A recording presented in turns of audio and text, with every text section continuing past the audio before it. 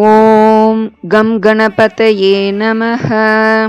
அனைவருக்கும் நமஸ்காரம். மூல முதற் கடவுள் விநாயகர்.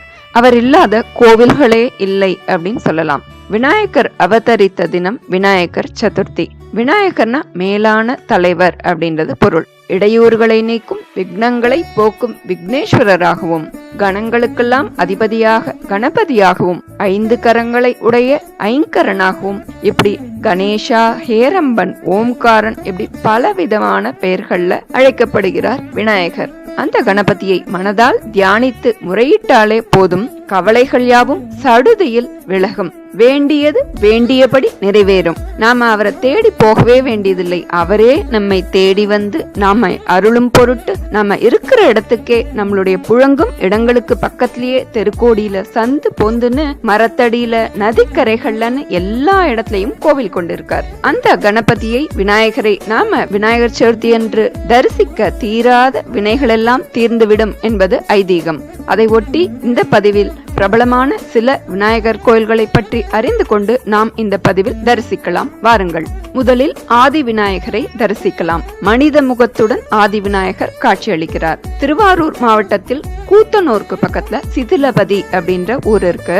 இந்த ஆலயத்துல மனித முகத்தோட ஆதி விநாயகர் தனி சந்நிதியில பக்தர்களுக்கு காட்சி தரார். பிற கோவில்கள்ல இருக்கிறது போல யானை முகத்துல தோற்றமளிக்காமல் மனித முகத்தோட நரமுக விநாயகராக, ஆதி விநாயகராக அபூர்வமான தோற்றத்தோட காட்சி தரார். வேறெங்கும் இந்த திவ்ய ஸ்வரூபத்தை நம்மளால பார்க்க இயலாது. ஸ்ரீ அகஸ்தியர் மாதம் தோறும் சங்கடகர சதுர்த்தி தினத்துல ஸ்தூல சூக்ஷ்ம வடிவத்துல நேரடியாகவே வழிபடக்கூடிய பிள்ளையார் மூர்த்தி தான் இந்த நரமுக ஆதி விநாயகர். இரண்டாவது திருப்பிரம்பியம் பிரளயம் காத்த விநாயகர். கும்பகோணத்திலிருந்து 10 கிலோமீட்டர் தொலைவுல இருக்கு. ஒரு பிரளயத்தின் போது சிவபெருமானுடைய ஆணைப்படி விநாயக பெருமான் இந்த பிரளயத்தை அடக்கி காத்தாராம். இந்த தளத்துல திருக்குளத்துக்கு பக்கத்துல 7 கடல் கிணறு அப்படின்னு சொல்லப்படுறது. இப்போ அந்த கிணற்றில் தான் இந்த பிரளயத்தை அடக்கி இந்த தளத்தை அழியாமல் பாதுகாத்தார் அப்படின்னு சொல்லப்படுறது. அப்போ வருணன் கடல்ல உள்ள பொருட்களான சிப்பி, சங்கு முதலான பொருட்களை வச்சு இந்த விநாயகரை செய்து வழிபட்டார் அப்படின்றது ஸ்தல புராணம். பிரளயத்திலேருந்து ஊரை காத்ததுனால இந்த கணபதிக்கு பிரளயம் காத்த விநாயகர் அப்படின்னும் பெயர் வந்தது. விநாயகர் சதுர்த்தி அன்னைக்கு இவருக்கு கொடம் கொடமா தேன் அபிஷேகம் நடைபெறது. அபிஷேகம் செய்யற தேன் முழுவதையும் இந்த பிள்ளையார் உறிஞ்சின்றார் அப்படியே. அப்படின்றதுனால இவரை தேன் உறிஞ்சும் விநாயகர் அப்படின்னு அழைக்கிறார். தேன் அபிஷேகம் முடிவுல இந்த திருமேனி அப்படி செம்பவள நிறத்துல காட்சி அளிக்கிறது. இந்த அபிஷேகம் ஆண்டுக்கு ஒரு முறை விநாயகர் சதுர்த்தி அன்னைக்கு மட்டும்தான் விடிய விடிய நடைபெறது. இது ரொம்ப விசேஷமான பிரசித்தி பெற்றது. வருஷத்துல மிச்ச நாட்கள்ல இந்த விநாயகருக்கு அபிஷேகம் வேற எதுவுமே செய்யப்படுறது இல்லைன்றது குறிப்பிடத்தக்கது. இந்த விநாயகரை வணங்கினாலே துன்பங்கள் நீங்கி வாழ்வில் இன்பம் பெருகும் அப்படின்னு சொல்கின்றனர் அங்கு வந்த பக்தர்கள். அடுத்ததாக திருவலஞ்சுழி கடல் நுரை விநாயகர், ஸ்வேத்த விநாயகர். தேவர்கள்லாம் அமிர்தம் வேண்டி பார்க்கடலை கடையறா. அப்போ தடங்கள் ஏற்படுறது. விநாயகரை வணங்காததுனாலதான் அந்த தடங்கள் உண்டானதுன்றத அவ உணர்றா. அப்புறம் பார்க்கடலை கடைந்ததுனால ஏற்பட்ட நுரையை கொண்டே இந்த விநாயகரை உருவாக்குறா. அப்புறம் விநாயகரோட ஆசியோட திரும்பவும் பார்க்கடலை கடைஞ்சு அமிர்தம் பெற்றா அப்படின்னு சொல்லப்படுறது. அந்த விநாயகரை இந்த ஸ்தலத்துல பிரதிஷ்டை செய்து வழிபட்டனர். பார்க்கடல் நுரையினால செய்யப்பட்ட விநாயகர் அப்படின்றதுனால வெள்ளை நிறத்துல இந்த விநாயகர் காட்சி அளிக்கிறார். இவரை வழிபட்டா காரிய தடைகள் நீங்கி வெற்றி கிடைக்கும் அப்படின்றது நிச்சயம். ராஜராஜ சோழனின் குலதெய்வம் இந்த திருத்தலம். அவர் வணங்கி வழிபட்ட திருவலஞ்சுழி நாதரை வணங்கி வேண்டிக் கொள்ள திருமண பேரு கிட்டும். வெள்ளை விநாயகரை, ஸ்வேத்த விநாயகரை வணங்க மன விருப்பங்கள் நிறைவேறும் அப்படின்னு சொல்லப்பட்டது. அடுத்ததாக முன்னேற்றம் தரும் முக்குருணி விநாயகர். முக்குருணி விநாயகர் மதுரை மீனாட்சி அம்மன் கோவில்ல அருள் பாலிக்கிறார். மீனாட்சி அம்மன் சன்னதியிலிருந்து சொக்கநாதராகிய சுந்தரேஸ்வரரை தரிசிக்க போற போது தெற்கு பார்த்த வண்ணம் 8 அடி உயரத்துல இந்த முக்குருணி விநாயகர் எழுந்தருளி இருக்கார். ஒரு குருணின்றது 6 படி. இந்த விநாயகருக்கு 3 குருணி, முக்குருணி, அதாவது 18 படி பச்சரிசி மாவுனால ஆன கொழக்கட்டை விநாயகர் சதுர்த்தி அன்னைக்கு படைக்கப்படுறது ரொம்ப பிரசித்தி பெற்றது. அங்கேயே இன்னொரு விநாயகர் இருக்கார். அவர் விபூதி விநாயகர் அப்படின்னு அழைக்கப்படுறார். இந்த விபூதி விநாயகரை வழிபடுற போது பக்தர்களாகிய நாமே சுத்தமான விபூதி கொண்டு வந்து நம்மளுடைய கைகளாலேயே விபூதி விநாயகருக்கு விபூதி அபிஷேகம் செய்து வழிபடலாம் அப்படின்றது குறிப்பிடத்தக்கது. தொடர்ந்து 11 நாட்கள் இல்லைன்னா தொடர்ந்து 11 வெள்ளிக்கிழமையில விபூதி அபிஷேகம் செஞ்சு 11 முறை இந்த விபூதி விநாயகர் சன்னதிய வலம் வந்து வழிபட்டா பித்ருதோஷம், முன்ஜென்ம வினைகள், வறுமை, சுபகாரிய தடைகள்னு எல்லாமே அகலும் அப்படின்னு சொல்லப்படுறது. விபூதினாலே மேலான செல்வம் அப்படின்றது பொருள். அதனால விநாயகருக்கு விபூதி அபிஷேகம் செய்து வழிபட்டால் பெருஞ்செல்வம் வந்து சேரும் என்பது உண்மை. அடுத்ததா கவலை தீர்க்கும் கை காட்டி விநாயகர். சுந்தரமூர்த்தி சுவாமிகள் கோட்புலி நாயனார பார்த்துட்டு திரும்புற போது அங்க ரத்னகிரீஸ்வரர் கோயிலுக்கு போறார். ஆனா அங்க அம்மையும் அப்பனும் இல்ல. அத பார்த்து திகைத்த சுந்தரர் விநாயகர்ட்ட கேக்குறார், அம்மையும் அப்பனும் எங்க அப்படின்னு. அங்கு சிவனும் சக்தியும் நாற்று நட்டு திருவிளையாடல் செய்து கொண்டிருக்கிறார்கள். அந்த ஈசான்ய திசையை காமிச்சு அருள்றார் விநாயகர். உடனே சுந்தரரும் அங்கு போய் ஈசனை தரிசனம் பண்றார். சுந்தர பெருமானுக்கு கை காட்டி அருளினதுனால இந்த விநாயகருக்கு கை காட்டி விநாயகர் அப்படின்ற பெயர் ஏற்பட்டது. உழவு தொழிலோட மேன்மையை அந்த ஈசனை விளக்கினதுனால இந்த திருவிளையாடல சுந்தரருக்கும் நமக்கும் வெளிப்பட வைத்த இந்த விநாயகரை மனசார வணங்க உணவுக்கு பஞ்சம் இல்லாமல் இருக்கும் அப்படின்னு சொல்லப்படுறது. இந்த திருத்தலம் திருவாரூர் திருத்துறைப்பூண்டி சாலையில திருநாட்டியன் தான்குடி அப்படின்ற இடத்துல இருக்கு. அடுத்ததாக பாவங்கள் தீர்க்கும் பாலச்சந்திர விநாயகர். திருச்சியில இருந்து தஞ்சாவூருக்கு போற வழியில திருவெரும்பூர் அப்படின்ற ஊர் இருக்கு. அங்க எறும்பு ஈசனை வழிபட்ட தலம். இங்க விநாயகர் பாலச்சந்திர விநாயகரா அருள் புரிகிறார். ஒரு முறை சந்திரன் தன்னுடைய அழகுனால அகங்காரம் கொள்ளுகிறான். அப்போ விநாயகர் பெருமான் சாபமிடுறார். சந்திரன் ஓடி ஒளிகிறான். தேவர்கள் அவனுக்கு விநாயகரை பூஜை செய்யும்படி அறிவுறுத்துறா.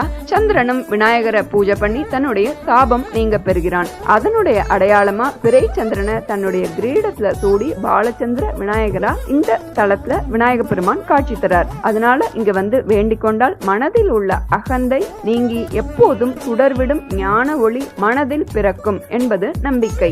வாழ்வை இனிமையாக்கும் கரும்பாயிரம் கொண்ட விநாயகர். இந்த திருத்தலம் கும்பகோணத்துல இருக்கிற வராக தீர்த்த கரையில இருக்கு.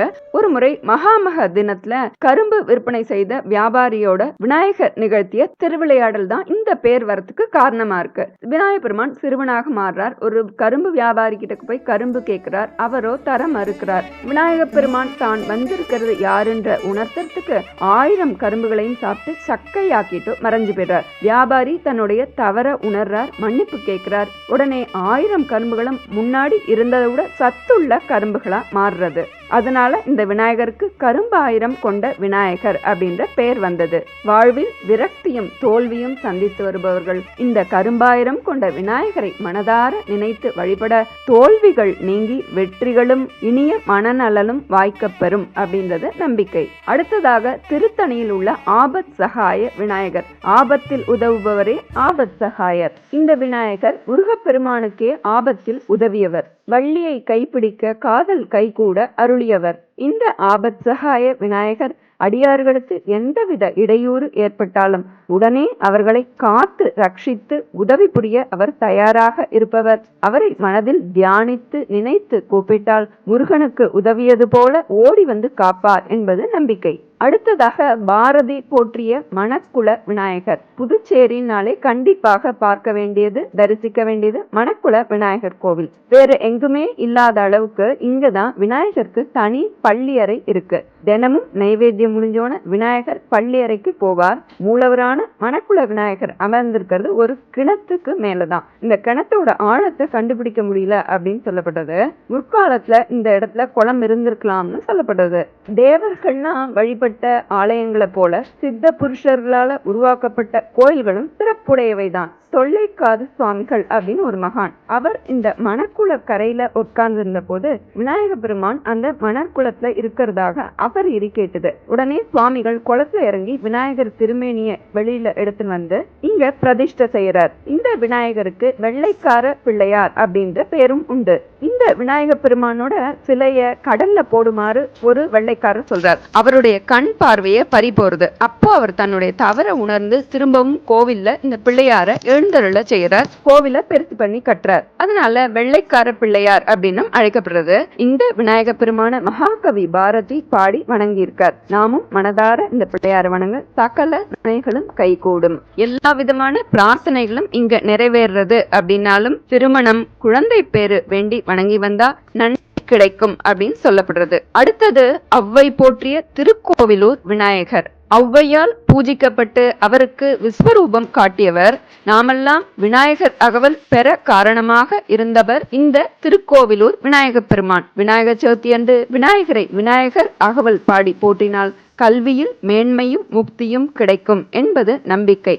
அடுத்தது திருக்கடவூர் கள்ள விநாயகர். பார்க்கடலை கடைந்த போது விநாயகரை வழிபட மறந்தனர் தேவர்கள். அதனால அவர்கள் பல இடர்களை சந்தித்தனர். கடைசியில அவர்கள் அமிர்தம் கிடைத்தும் அதை அருந்த முடியாமலேயே போனது. இந்த விநாயகரை வழிபடுமாறு சிவபெருமான் வழிகாட்டினார். அதுபடியே தேவர்கள் திருக்கடவூரில் கணபதியை வழிபட்டு அமிர்தம் கிடைக்கப்பெற்றனர். அதனால் இந்த தளத்துல உள்ள விநாயகப் பெருமானை வணங்கினால் அமிர்தம் அருந்தாமலேயே நீடித்த ஆயுளை பெறலாம் என்பது நம்பிக்கை. அதனால நல்ல ஆரோக்கியம் அருளும்படி திருக்கடவூர் கள்ள விநாயகரை வணங்கி மகிழ்வோம். அடுத்ததாக திருநறையூரில் உள்ள பொல்லா பிள்ளையார். நம்ம வீட்டு குழந்தையில பொல்லாத பிள்ளையப்பா அப்படின்னு கொஞ்சம் இல்லையா, அது போல குழந்தை ஒருவனோட பிள்ளையார் சரிசமமா நின்று அந்த குழந்தை சொன்னதையெல்லாம் கேட்டதுனால பொல்லாத பிள்ளையார் அப்படின்னு அழைக்கப்படுறார். ஆனா இவர் பொல்லாத பிள்ளையார் இல்ல, பொல்லாத அப்படின்னா உளியில செதுக்கப்படாத அப்படின்னு அர்த்தம். இந்த பிள்ளையார உளியில செதுக்கப்படாம சுயம்புவா தானே தோன்றினதுனால பொல்லாத பிள்ளையார் அப்படின்னு அழைக்கப்படுறார். எல்லா ஊர்லயும் பெரிய தொப்பையோட இருக்கக்கூடிய பிள்ளையார் இங்க ஒட்டின வயலோட காட்சி தரார். இது அதிசயமான ஒண்ணு. திருச்சி மலைக்கோட்டை உச்சி பிள்ளையார் அனைவரும் அறிந்தவரே. விநாயகர்னாலே பிள்ளையார்பட்டி விநாயகர் இல்லாமையா? அடுத்ததாக பிள்ளையார்பட்டி கற்பக விநாயகர். மலையை குடைந்து உருவாக்கப்பட்ட பிள்ளையார் கோவில்கள்ல இது பிரசித்தி பெற்றது. இது சிவகங்கை மாவட்டத்துல திருப்பத்தூருக்கும் குன்றக்குடிக்கும் இடையில இருக்கு. இங்கு விநாயகர் 6 அடி உயரத்துல வலம்புரி பிள்ளையார காட்சி தரார். அடுத்ததாக திருச்செட்டாங்குடி வாதாபி கணபதி. இது கஜமுகாசுரனை விநாயக பெருமான் அழித்த ஊர். அடுத்ததாக திருவையாறு அபீஷ்ட வரத கணபதி. இந்த மகா கணபதியை வணங்கினால் திருமண தடை நீங்கிவிடும் என்பது நம்பிக்கை. இந்த திருக்கோவில்ல உள்ள திருக்குளத்துல மூழ்கி எழுந்ததுக்கு அப்புறம் தான் அப்பர் சுவாமிகளுக்கு சிவபெருமான் திருக்கைலாய காட்சி கொடுத்தார் அப்படின்னு தல புராணம் சொல்றது. அடுத்ததாக ராகு கேது தோஷம் நீக்கும் பாபநாசம் சர்ப்ப விநாயகர். இந்த பாபநாசம் தளத்துல உள்ள சர்ப்ப விநாயகர் உடலை சர்ப்பங்கள்லாம் அலங்கரிக்கிறது. இந்த விநாயகரை வணங்க ராகு கேது தோஷங்கள்ல இருந்து விடுபட்டு அருள் பெறலாம் அப்படின்னு சொல்லப்படுறது. அடுத்தது வேலூர் ஜலகண்டேஸ்வரர் குழந்தை விநாயகர். இந்த கோவில்ல அமர்ந்திருக்கும் குழந்தை விநாயகர் பார்ப்பவரையே பரவசம் அடைய செய்பவர். தவழக்கூடிய கண்ணனை போல இங்க துதிக்கையில கொழக்கட்டையோட தவழ்ந்தபடியே பின்புறம் திரும்பி பார்க்கும் கோலத்துல அமைந்திருக்கிறார் விநாயகர். இது பார்க்கவே கண்கொள்ளா காட்சி. தமிழகத்தை காட்டிலும் வட இந்தியால விநாயகர் சதுர்த்தி ரொம்ப விமர்சையா கொண்டாடப்படுறது. அங்க மகா கணபதிய கணபதியப்பா கணபதி பாப்பா மோரியா அப்படின்னு சொல்லி அழைக்கிறார். அங்க விநாயகர் கல்விக்குரிய தெய்வமாக வணங்கப்படுறார். மும்பையில உள்ள சித்தி விநாயகர் கோவில் அனைவரும் அறிந்ததே. இந்த கோவில் நாட்டின் பணக்கார கோவில்கள்ல ஒன்னா சொல்லப்படுறது. மதுரையில ஒரு கணபதிய மொட்டை பிள்ளையார் வியாபார விநாயகர் அப்படின்னு அழைக்கிறார். புதிதாக வியாபாரத்துல அடியெடுத்து வைப்பவர்கள், கடை திறப்பவர்கள் இங்கு வந்து மொட்டை விநாயகருக்கு அபிஷேகம் செய்து 108 தேங்காய் சிதறுகாய் உடைச்சு வேண்டி சென்றா வியாபாரத்தில் செழிக்கும் அப்படின்றது ஐதீகம். அப்புறம் ஓம்கார வடிவத்தில் பிள்ளையார் இருக்கார். வட ஆற்காடு மாவட்டம் சேம்பாக்கத்துல செல்வ விநாயகர் திருக்கோவில். இங்க 11 பொல்லா பிள்ளையார்கள் ஓம்கார வடிவத்துல காட்சி தரா. இந்த திருக்கோவில பிள்ளையார் சபை அப்படின்னு அழைக்கப்படுறது. புலிக்கால் விநாயகர் தெரியுமா? யானையின் முகம் மனித உடல் சேர்ந்ததுதான் பிள்ளையார் உருவம்னு நமக்கு தெரியும். ஆனா இந்த அடையாளத்தை மாத்தி பல கெட்டப்ல விநாயகர் இருக்கிறத நம்ம பாக்குறோம். இப்ப வீணை வாசிக்கிற மாதிரி, கிரிக்கெட் விளையாடுற மாதிரி, கம்ப்யூட்டர் விநாயகர், இப்படி பல உருவத்துல நம்ம பாக்குறோம். இங்க பெண் வடிவத்துல பிள்ளையார் இருந்தா எப்படி இருக்கும்? அதுதான் மதுரை மீனாட்சி அம்மன் கோயிலுக்கு போனா பார்க்கலாம். அம்மன் சன்னதிக்கு வெளியில துவாரக பாலகர், அங்க கம்பத்தடி மண்டபம், அதுக்கு பக்கத்துல பெண் உருவ பிள்ளையார் இருக்கார். அச்சு அசலா விநாயகி நிற்பதை பார்த்து பரவசப்படலாம். பாதத்தை பார்த்தா புலியின் கால்கள், புலிக்கால் விநாயகர் அப்படின்னு சொல்லி அழைக்கப்படுறார். வியாகிர சக்தி கணபதி அப்படின்னு சொல்லப்படுறது. வியாகிரம்னா புலி, புலிக்கு இணையான சக்தி அளிப்பவர் அப்படின்றது இதற்குரிய விளக்கம். இந்த பெண் உருவ விநாயகர் சிலைகள் சுசீந்திரம் தானுமாலய பெருமாள் கோவில்லையும் திருவண்ணாமலை உண்ணாமலை அம்மன் சன்னதியிலையும் காணப்படுறது. அப்புறம் சக்கர வடிவத்துல விநாயகர். கோவையில செல்வ விநாயகர் கோவில் இருக்கு. அங்க 108 விநாயகர்கள் சக்கர வடிவத்துல காணப்படுகிறார்கள். இது வேறு எங்கும் இல்லாத ஒரு தனி சிறப்பு. ஓம் அப்படின்ற பிரணவ மந்திரத்துக்கு கணபதியே தலைவர், ஓம்கார மூர்த்தி அப்படின்னு அழைக்கப்படுறார். அந்த விநாயகரை குறிப்பா 16 மந்திரங்கள் சொல்லி வழிபடுதல் ரொம்ப சிறப்பு. அதை பார்க்கலாம்.